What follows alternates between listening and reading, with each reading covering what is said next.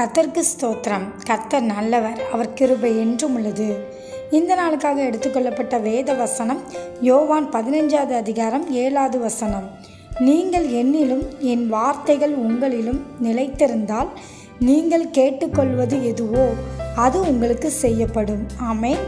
இதை பார்த்து கொண்டிருக்கிற பிரியமான சகோதர சகோதரிகளே, நீங்கள் ஆண்டவரிலும் ஆண்டவருடைய வார்த்தை உங்களில் நிலைத்திருந்தால் நீங்கள் கேட்டுக்கொள்வது எதுவோ அது உங்களுக்கு செய்யப்படும் என்று கர்த்தர் வாக்கு கொடுத்திருக்கிறார். ஆகையால் நீங்கள் கர்த்தரை மட்டும் எல்லா சூழ்நிலையிலும் பிடித்து கொள்ளுங்கள், அவரையே சார்ந்து கொள்ளுங்கள். அவருடைய வார்த்தைகள் உங்கள் இருதயத்தில் எப்பொழுதும் இருக்க வேண்டும். தினமும் நீங்கள் வேதத்தை வாசித்து அதை தியானிங்கள், அப்பொழுது அது உங்கள் இருதயத்தில் நிலைத்திருக்கும் அந்த வார்த்தை. இப்படி நீங்கள் செய்யும்போது கர்த்தர் உங்கள் ஜெபத்தை கேட்டு பதில் கொடுப்பார். ஆமென். தேவன் நாமே உங்களை ஆசீர்வதிப்பாராக.